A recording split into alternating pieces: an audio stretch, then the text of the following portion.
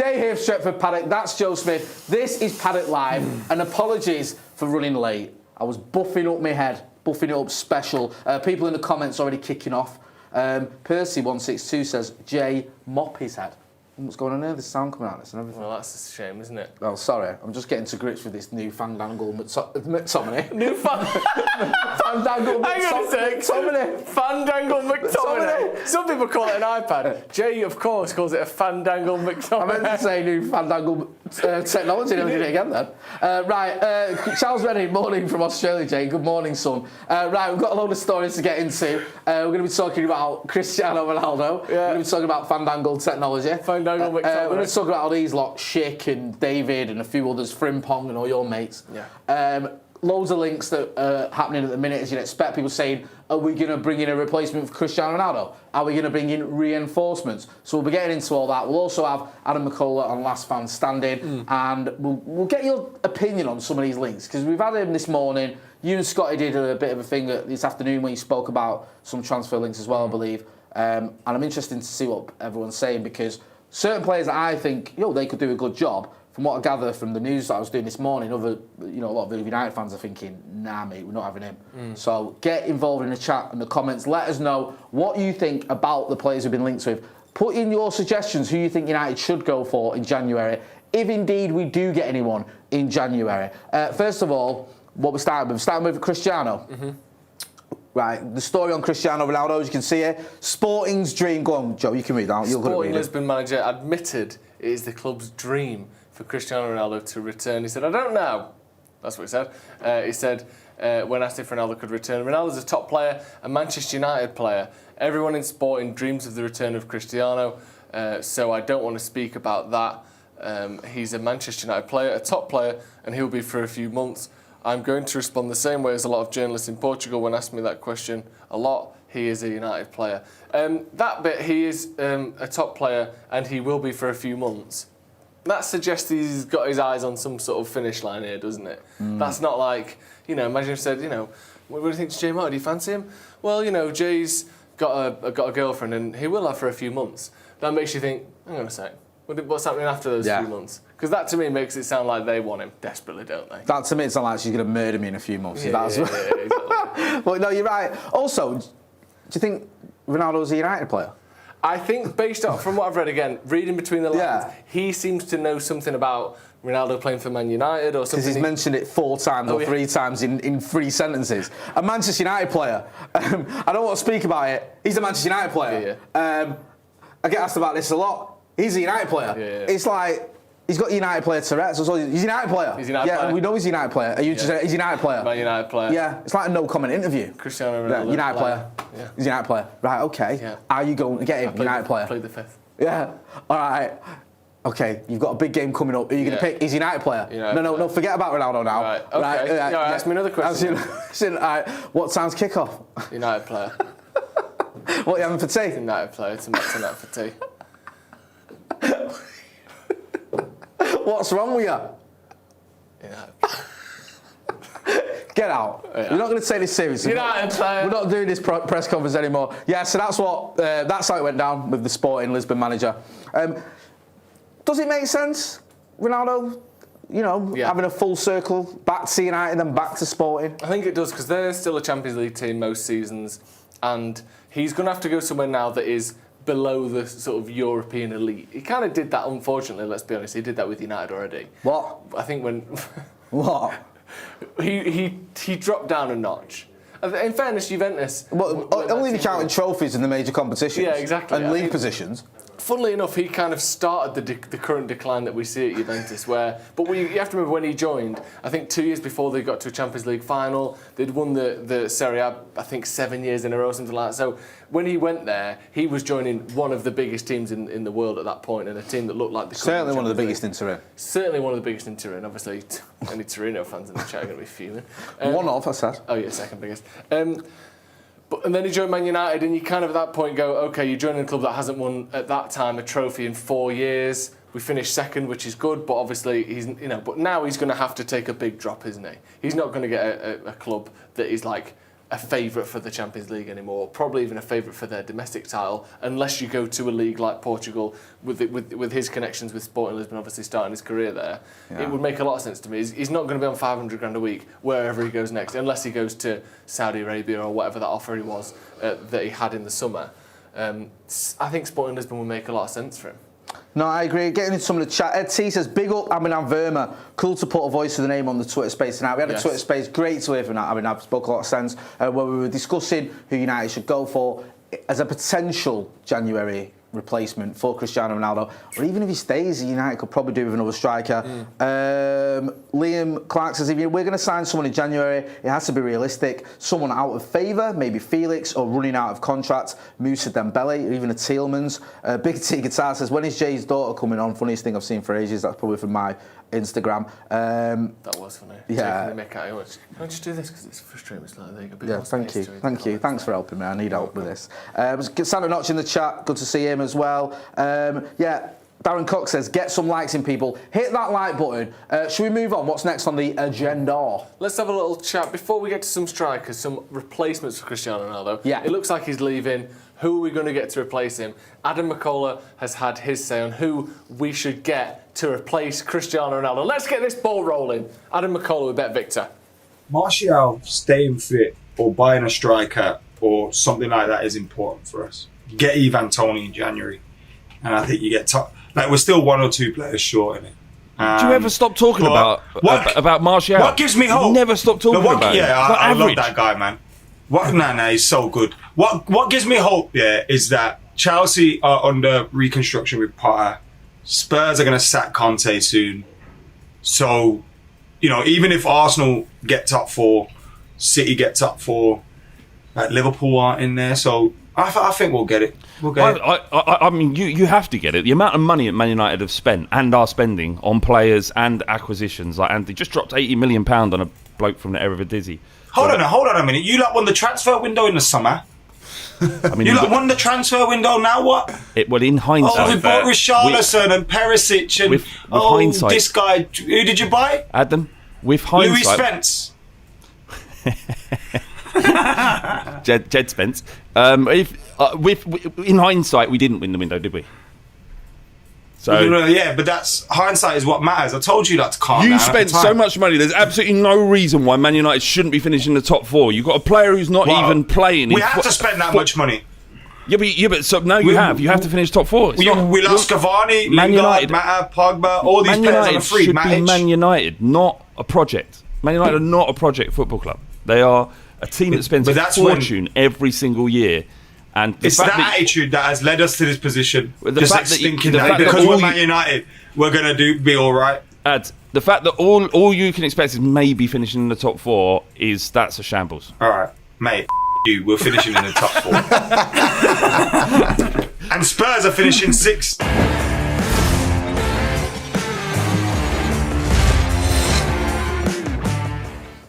Getting a bit spicy there, Adam McCullough, with the last man standing. He's even listening to you, Macca, or what? What? Well, was it you? No, what were you saying about Spurs' transfer window? When everyone was shitting it, I could still be wrong. Obviously, we're 11 games into the season, so I'm not going to stand here and say Spurs are crap. But when everyone was shitting it, going, oh, Perisic, oh, Bissouma, oh... Louis Spence, as he called him. Louis Spence from Fame Academy, or wherever he's from. Spurs have had an unreal transfer window. I didn't agree. I thought that the only player that I think actually improves their first 11 is Richarlison. Really? I didn't even think he'd get. I was the one that I was like, is he doesn't even get in? Maybe not their first 11, but improves that. Do you know that sort of 13, 14 that you rely on a lot? Like Richarlison is better than Lucas Moura. He's better than the other options they have. I didn't think Bissouma made him any better really. I didn't think Perisic made him much better really. I think Jed Spence is unproven, completely playing in the Championship last season. Do you know what I think they did? I think they did quite well. They did it quickly. I know Richarlison was a bit further down the line, but they seemed to do a lot of transfers sort of straight away. At a time when we were sort of still going, when we only had Martinez and Eriksen, it was like, what are we going to do? Make sure, just before you say that, so do go and check out Last Man Standing with Bet Victor. Get over there, there's a link in the description. Go and let Macca know what you think. Say that Stretford Paddock sent you, and give the other lot the other fans on there a bit of stick. Sorry, bro, go on.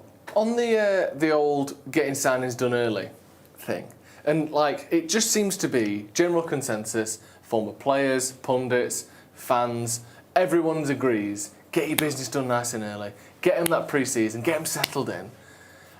I am yet to see any actual evidence that buying a player in July gives them any better chance of being successful for a club than buying a player at the end of August. I know plenty of players that were signed in the last couple of weeks of windows that were fantastic for their club, and I know plenty that were signed early in the window that were shit.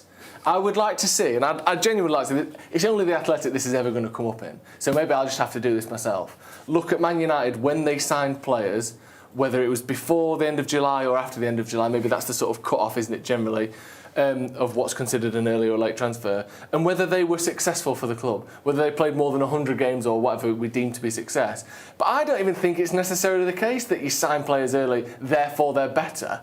Is that even true? Or do we just hope it's true? Because I understand that, you get a chance to learn the tactics, to get fit with the rest of the team. I understand why it would be true, but do we even know that it is? Or do we all just go along with this unproven idea that they got the business done nice and early, therefore those players will play better? Is it not just like logical to say that if someone comes to a club like Manchester United, for example, they have a pre-season, they get to know their teammates in friendlies, they get to know the size of the club by using on pre-season tour. Just by going on a pre-season tour, you see the size of Manchester United. Do you remember David Moyes went on pre-season tour and he took the club or the players to a beach they used to go when he was with Everton, and he was shocked when they got mobbed. And he was like, we used to come here with Everton, no one bothered us. And I was like, it's Manchester United, mate. It's the biggest club in the world. What is wrong with you? I agree. Logically, it does make sense.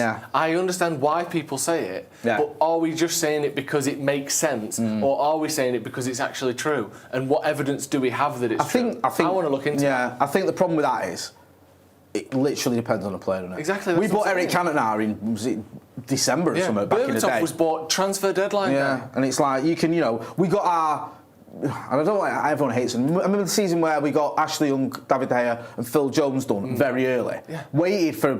Kicked around trying to get Wesley Sneijder, but everyone was like, oh, United have done well. They've won the title and they've bought all these players early, and then we didn't win the title, did we? We drew it with Sarah the following season. So yeah, it depends, doesn't it? Jibak Sahu says it's not about how well a late transfer plays, it's the fact that your opinions diminish late in the window. Clubs can't replace players if they go... Oh, sorry, your options, diminish late in the window. Clubs can't replace players if they go in August. Yeah, I understand that. That was a shambles under that first transfer window after Fergie left. Yeah, it was. We're trying to buy Fabio Contral 10:30 at night on transfer deadline day.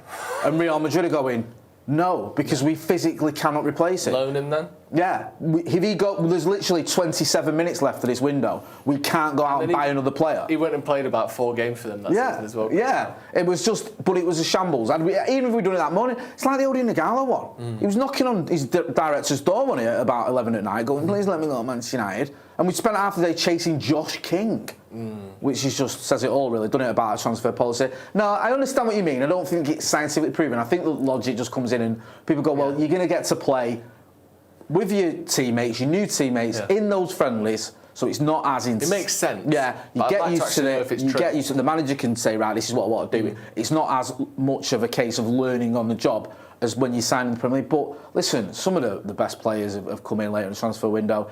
Anthony, I'm not saying he's the best player, but he settled in straight away, didn't he? He wasn't like he's played against Arsenal and you're going, who the hell's this guy? He's terrible. He got straight onto it, straight on the score sheet as well. So yeah, get involved in the chat in the comments, let us know what you think.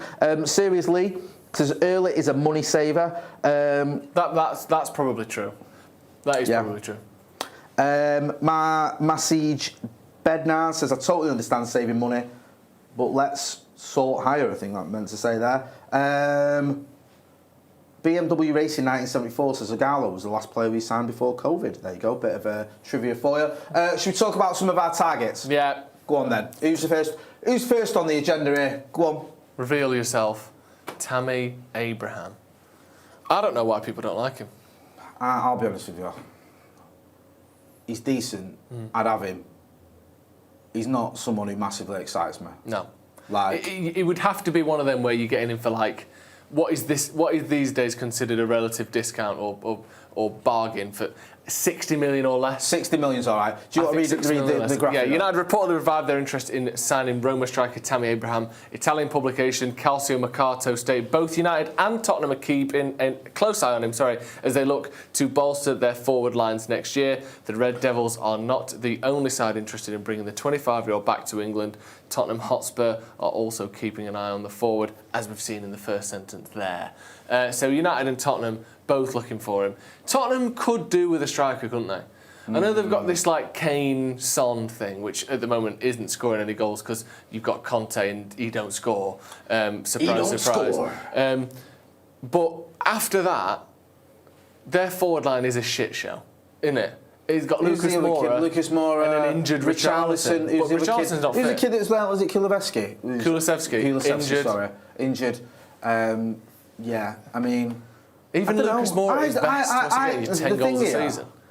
If Tammy Abraham, a lot may depend on Champions League. Yeah. If this is January and Spurs are still in the Champions League, are they out in the Champions League? Spurs? No, they're still not. in it. Yeah. If they're in it, maybe, or if they're looking good for next season in it, and United aren't, that may affect him. He may want to go back to London. There's a lot of players who just want to live in London, especially if they're from there or they've lived there before.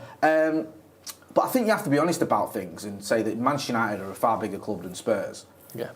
And, if United and Spurs come for you, you'd expect most players to choose United. Yeah. I don't understand why he wouldn't. I know, I don't know with this one. There was a time we were linked with him slightly, not on, when I say slightly, that means a couple of stories, nothing major. When he was at Chelsea, it was like, maybe United could get him. And that was the time to get him when he was 25 million, not 65. Now he's 60. And also, can you rely on the Serie A stats?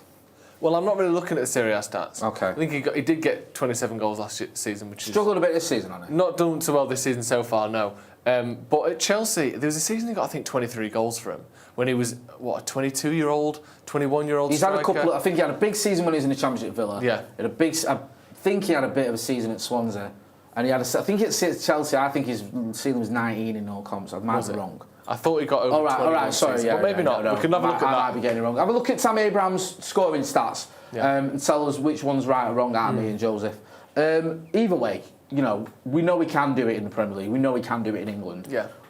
And at 25, he's not exactly past it. No. He's still probably got another level to go. And the thing is, he's a particular type of striker that isn't very sexy. Do you know what I mean? He's a bit shit with his touch. He's not a great dribbler. He's quick, but he's not like, fucking hell, have you seen this guy? He's rapid. He's like just a kind of jack of all trades almost. But he is a good finisher and his positioning's pretty good, especially for, again, when he was at Chelsea, for his age, he would just pop up in the right positions all the time where he's tapping the ball at the back post or he's just getting in front of his defender. Nothing exciting, nothing too sort of remarkable, but he just gets goals. For Chelsea, his best season, I believe, was 18. Yeah, 18 in 47 and then 12 in 32. So, 30 goals in 82 games for Chelsea, which again, not too bad really, is it? It's not, it's not great, but this is...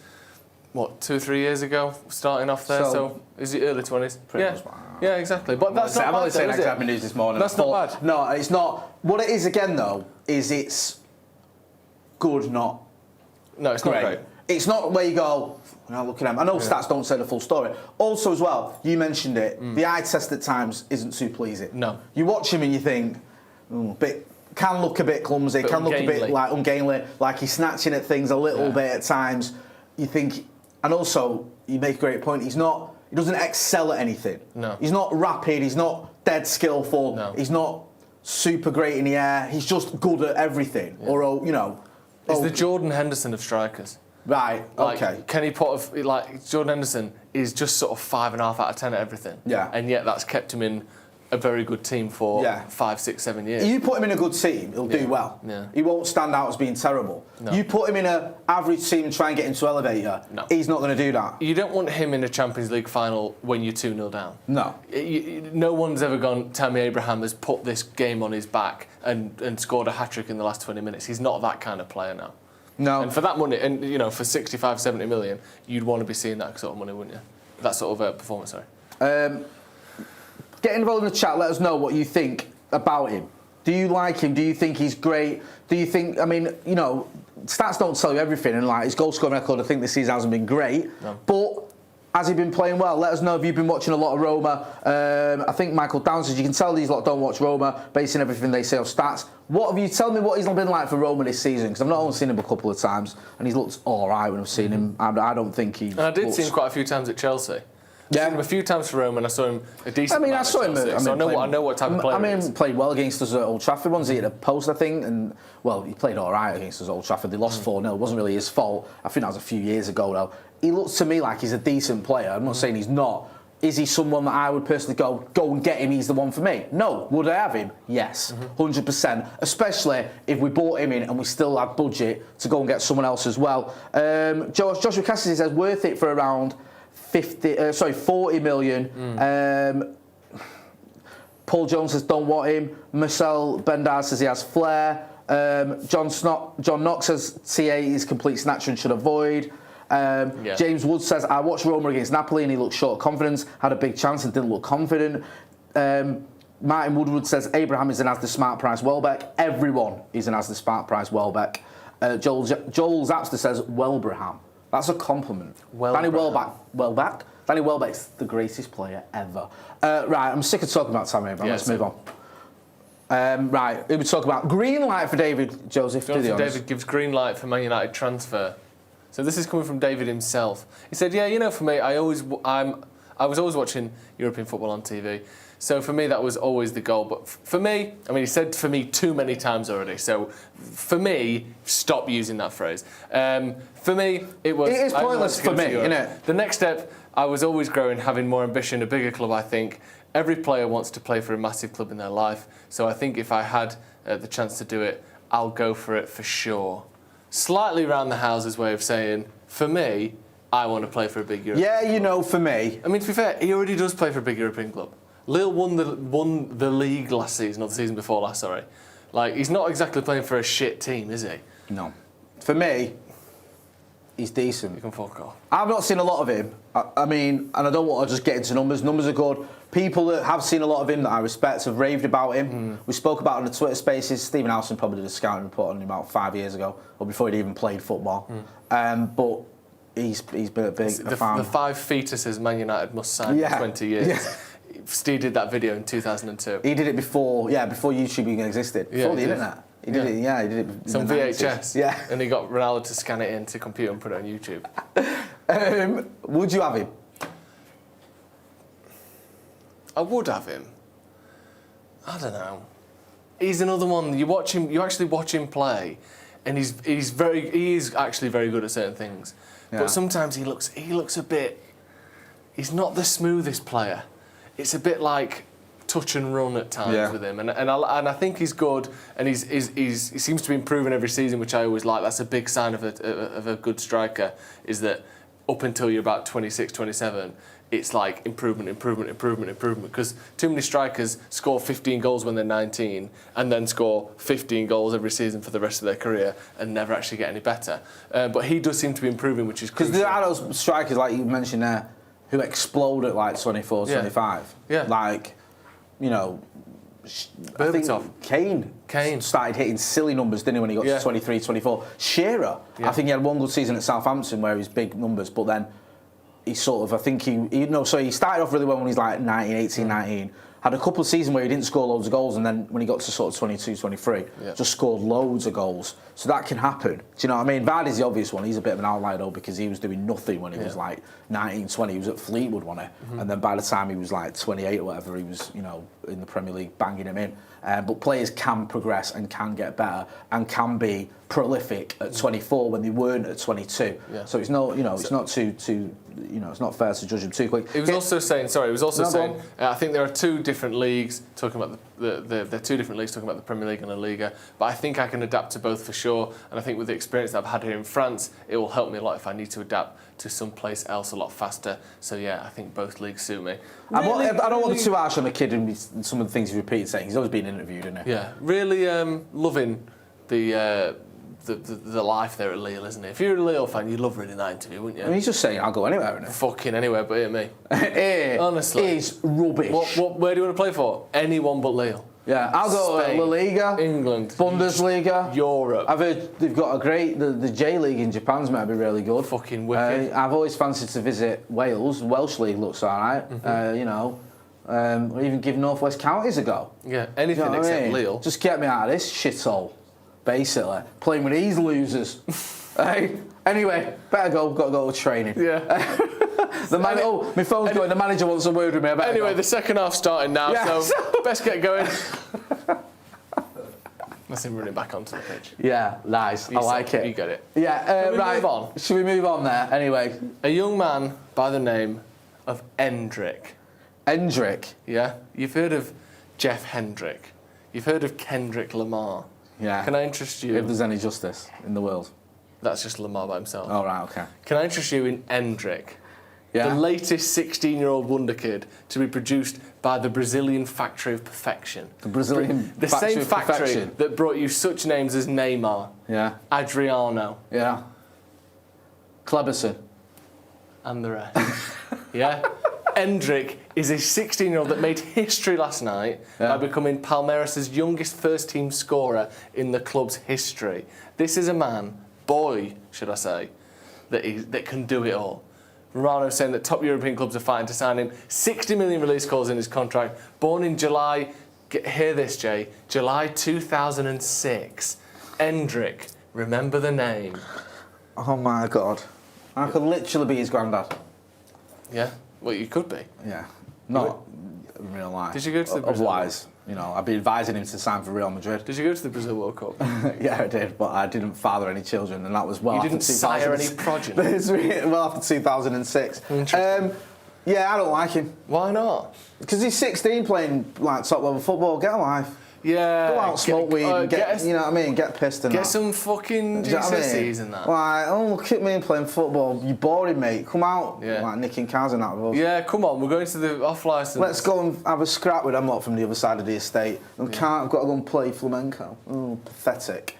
No, I don't know anything about him. 16-year-old No one Real does, Jay. Madrid. And what him- the great thing is, because he's you know, a child, presume he's good. you can't really even Google him. Do you know what I mean? It's technically illegal, so don't even bother looking him up. Do you know what I mean? Yeah. Pictures of Hendrick. Enter. The police have been alerted to your search terms. Can I have a word Stay outside where you here, are. Mr. Smith? Can you just step outside? Well, actually, I was just doing football research. Come on, son. 16-year-old Brazilians. Yeah. In your search history. Are you misses Come on, like that? step out here, pal. I thought I knew him. Yeah, Hey. doing a press conference outside your house. Yeah. A mistake of judgment and a mistake of character, but my family stands by me through thick and thin. Yeah. You're like that, crying into a hanky. But yeah, don't even try it. Trust me. Yeah. Because Ethan's already been arrested once. He got off with a caution. You at home won't be so bloody lucky. Can I just clarify? Ethan, our producer, has not been arrested for searching underage children on the internet. I just want to make that clear. I think it's important I say that out loud and we make it extremely clear for clarification. No one on this channel, producer, presenter, anyone affiliated with us has been arrested for searching for children on the internet. No. Okay? So that's clear. Right, you may stand up now. Let's continue this conversation and avoid the paedophilia.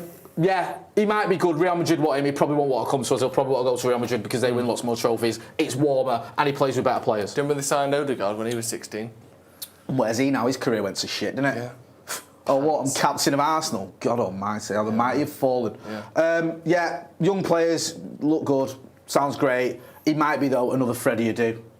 He might be mint when he's 16, and by the time he's 21, he's in, playing for Scunthorpe's reserves or whatever. Who's been like he ended up the biggest kind of, maybe in Britain, players who at 19, 20, teenage sensations that ended up squandering their talent the most, would you say? Walcott's got to be up there, hasn't he? Do you reckon? Yeah, I always think with Walcott, he was overhyped. He wasn't that good. maybe. Like, he went to that World Cup with Sven-Göran Eriksson because Sven watched Rooney, saw what Rooney did for him in the Euros and thought, I'll do this again with another youngster. Oh, it doesn't matter that Rooney's a once-in-a-generation absolute talent. Absolute freak. Yeah, that's probably going to be one of the all-time great goal scorers and greatest players that England's ever produced, which he was. Here's Theo Walcott, who's played 12 games for Southampton and never kicked a ball in the Premier League. I'll take him. And not only will I take him, when we have an injury crisis, I won't play him because I know he's not that good because I've watched him in training. So I don't know if Walcott fits the bill. I think he was just a little bit overhyped. He was all right. Do you know what I mean? I'll probably go with Chris Bart-Williams. Who? Chris Bart-Williams. Who's that? Made his debut for Forest when he was 15, didn't he? Did he? What about Will Hughes on a similar vein? Made his debut for Derby when he was 15. Yeah. See what I mean? At Watford now. Do you know? Did you see that thing where someone posted the team that they predicted for the 2022 World Cup for England? And do you know the only one who's in it? Who's actually in it? When, who's did, in that when team. did they predict it? They predicted it about 10 years ago, I think. The only one who's in it? Okay. So Yeah, I think it was. No, it wouldn't have been 10 years ago. That's ridiculous. It was about, I'm guessing, probably about 6 years ago. Looking at the 6 years ago. team. The only one who's still in it? Maybe even a bit further, maybe 6 or 7 years ago. I guess it would have to be Jordan Henderson. No, he's not in it. Wiltshire's in the midfield. Butland's in goal. Wow. Zaha's on the left wing. Yeah. Sturridge is up front. So it's probably a bit long. It's probably about 8 years ago. It can't be that many. It's about 8 years ago. Who's the only one that's in it? Luke Shaw. Wow. Smalling and Jones are both in it. Do you know what though? All they do is look at who's the best 20-year-old, and therefore in 8 years he'll be better. Yeah. But this is back to my point that I always make. Most players don't get better as they get older. Most players stay the same as they are when they're about 18. Oh, it's 2014, says Ed T. Thanks. Yeah. Most players just stay the same as they were. Do you know what? Yeah, the obvious one, producers have said it and people say it in the comments, Ravel Morrison was the one that Pogba said he was his best teammate. The thing with Ravel Morrison, I loved Ravel Morrison. I watched that team, I went to the final and beat Sheffield United. A phenomenal talent. And you're probably right in terms of not living up to the hype and the talent they had, not even the hype. But there was always that worry with him, and I think that unfortunately, I think Fergie said his life, you know, his life got the better of him or whatever. Yeah. But that's a great shout because he was ridiculous, and he never really had a top flight career. No. He had, you know, a season at West Ham, was it? Season at Sheffield United. Yeah, and that didn't work out, did it? And you know, played at Derby, did all right last season at Derby, but you know they got relegated from the Championship at a time when he was what 28. Yeah. I mean, yeah, that was a massive sort of fall from where he could have been. And I can't emphasise how good Ravel Morrison was. Let's move on anyway. Schick. What? Patrick Schick. Go on, read out your stuff. Romano. No Schick! United search for a new striker has seen them linked with a move for Patrick Schick next year. There are some talk again of Patrick Schick being an option for Manchester United. Romano told Caught Offside he was one of the players scouted under Ralph Rangnick, but now there are still no contacts ongoing. I think he's a very talented player, but needs to be more consistent for sure. He could be a good option for many big clubs in the Premier League. You don't like him, do you? I think he's all right. I've not seen a lot of him. Obviously, this is a kid who tore it up in the Euros for Czech Republic. I mean, from what I've seen, he's a decent player. I don't know. Is he someone that I'd be like, we need to go and get him? He's the answer to our problems. He's the one that, you know, one of the top players out there we can get. I don't feel like that. And again, you know, that might be my ignorance. I've not seen enough of him. I know he's obviously a very, very good player, and there's a reason that he's been linked with us. You know, he said he was scouted and whatnot under Ralph Rangnick. Ralph Rangnick had a massive list, didn't he? Yeah. He was talking, I think, a lot long ago, and he was naming all the players that he wanted at United, and it was we've got the list here. If you we're going to get that? Yeah, let's move on. Let's move on straight on to that. Yeah. Bring up Ralph Rangnick's list. Have you got a graphic? The players that he wanted to try and get, and it was Morata, Vlahovic, Nkunku, Gvardiol, Luis Diaz, Erling Haaland, but the club refused winter transfers.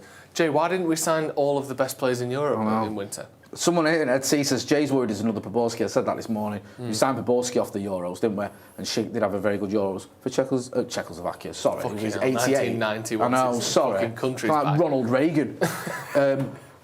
Yeah, I mean, Ralph Rangnick there, just naming, apart from Morata, all the best players or young players you could have gone and got.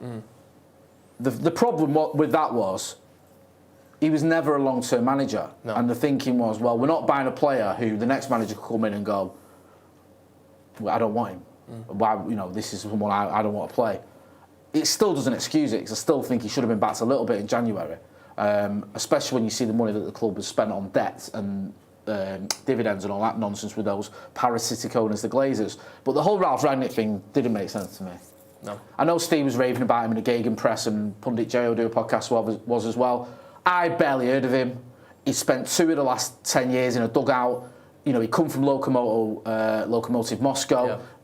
Chris Armas joined him. Who the fucking hell was he? Merry Chris Armas. Do you know what I as mean? well. Oh, I've been coaching, you know, fucking, you know, Harvard. Yeah, mint. just a load of bollocks. Yeah, loads of good targets, but were they going to happen? No, and they didn't. Listen, I'm going to wrap it up there. Thanks to everyone who's got involved in the chat and the comments. Just before we go, Yes. is it you? Well, you're on the What's On tomorrow? Yes. Who with? I'll be on with Cristiano Ronaldo. Well, not Cristiano Ronaldo. What? Wow. I'm a bit disappointed because I'm taking my lad to the game to see Ronaldo and he's obviously not going to be there. He's going to watch along with you. One of those words was right. It won't be Cristiano Ronaldo, but it will be Ronaldo Brown. Right. And a very special guest as well. Oh, Ronaldo Brown, a special guest. The preview's already up, so go and check that out. Yep. Make sure you go and check out the Sloppy Joe's podcast. There's a link in the description because producer Ethan, who is not searching for kids on the internet, is going to put that link in the description for you. He's just or in the not. Chat. Yeah, you know how to find me, Jay Motti, on your socials. That's been Joe. I've been Jay. This has been Paddock Live. Thanks for watching.